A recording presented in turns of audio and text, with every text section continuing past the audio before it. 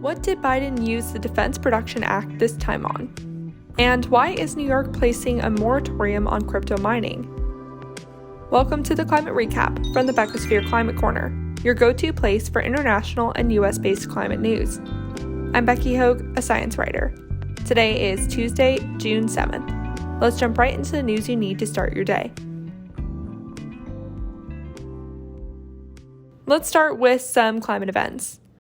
We have now hit new territory as carbon dioxide has reached its highest level in human history, nearly 421 parts per million, according to the United States National Oceanic and Atmospheric Administration, or NOAA.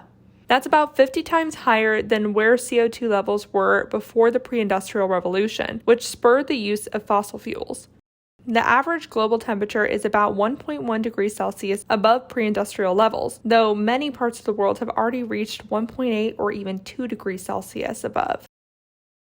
And in the US, global warming is forcing schools to close early for heat days as it collides with poor school infrastructure. While the southern US expects heat and has air conditioning in its schools, many schools a little further north don't have air conditioning and are unable to afford it. In the US, this is particularly bad right now in places like Philadelphia, Pennsylvania, Baltimore, Maryland, Portland, Oregon, and Denver, Colorado. A study by the Government Accountability Office found that about 41% of school districts need to update their AC and ventilation systems in at least half of their schools. That represents about 36,000 schools. And another study, this one out of the University of Colorado, calculated that more than 13,700 schools will need to install AC, and another 13,500 will need to update their AC units by 2025. That's about 1/4 of schools in the US. But why does this matter? Well, another study, this one published in the journal Nature Human Behavior, found that students score worse on standardized tests for every additional day of above 80 degrees Fahrenheit or higher temperature. On to climate victories now. French President Macron and United Nations climate envoy and billionaire Michael Bloomberg announced the creation of a new committee made up of international organizations, regulators, policymakers, and data service providers to create an open data platform to make business emissions more transparent. The Climate Data Steering Committee will be expected to present findings and a roadmap for the global open source platform by the UN General Assembly meeting in September. U.S. President Biden announced he plans to use the Defense Production Act to give the solar industry a boost after an investigation over solar tariffs halted the industry. If you want to learn more about the whole solar tariffs issue, I recently did a video on it on my Beckisphere Climate Corner YouTube channel. Or you can listen to the May 19th episode here, which talks a little bit about the solar tariff issue as well. Biden also plans to announce a 2-year halt on all solar tariffs. During that time, he wants the domestic manufacturing industry to ramp up. I'll let you know more about it when his plans are officially released, but this news has already shot up solar stock prices. This is the second time Biden has issued the Defense Production Act to spur clean energy development this year. He issued the act in April to ramp up domestic mining of critical minerals essential for large-scale batteries. But going back to U.S. solar deployment, a startup called Midday Tech has created a subscription plan to help homeowners in states with low payback rates to still get rooftop solar. In some states like Massachusetts, rooftop solar owners can pay off their initial investment within 5 years. In Missouri, it takes rooftop solar owners 20 years. The startup uses money donated by people who want to offset their personal emissions to give homeowners in places like Missouri a grant to purchase solar panels. Missouri is actually the first state the company is working on.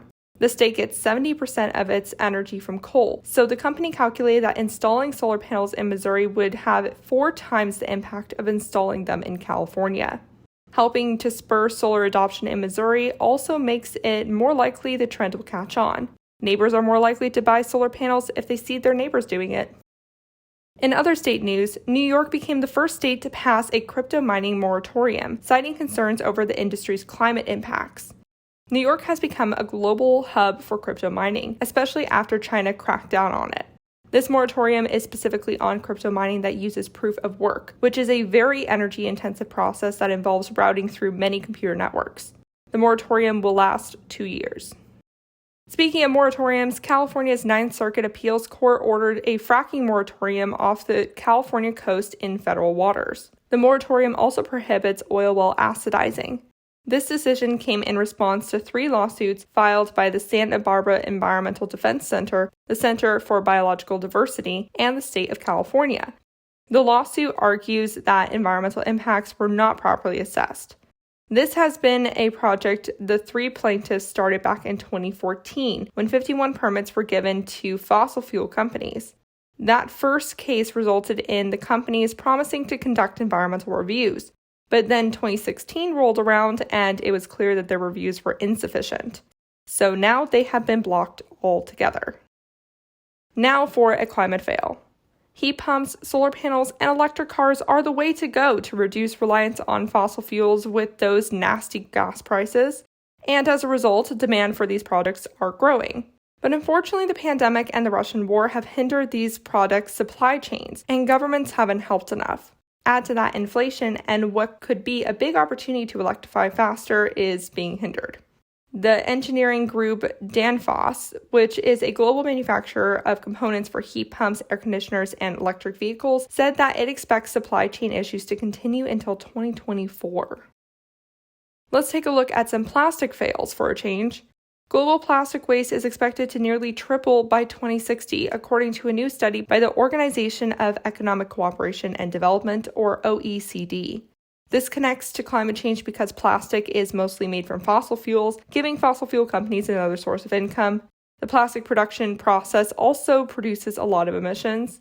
And plastic waste is also a huge causer of biodiversity loss, particularly microplastics. And as I always say, biodiversity is the net holding humanity up. If it falls, we fall. The fastest growth of plastic waste is coming out of Africa and Asia, but the 38 OECD countries, which includes the US, are still expected to produce the most plastic waste in 2060. This is, of course, all if action isn't taken now. And action is not in the form of recycling because the OECD predicts the amount of plastic that contains recycled material in it will only rise from 9% in 2019 to 17% in 2060. So the solution is moving away from short-term plastic use entirely. Speaking of plastic pollution, rub-off from tires is becoming an increasingly recognized source of microplastics. New tests show that tires produce more particulate matter than car exhausts. These particulates can cause cancer, and global air pollution causes nearly 1 million deaths a year. These particulates are so small that they can enter the bloodstream. There's currently no regulations on the wear rates of tires, so this is a huge hole in legislation. Finally, I want to end today issuing a correction from yesterday's episode. I said that 10% of Tesla's workforce is 100,000 employees. In fact, that's about how large the workforce is, so he would have been letting go 10,000 employees. Thank you, Greg, for catching this one.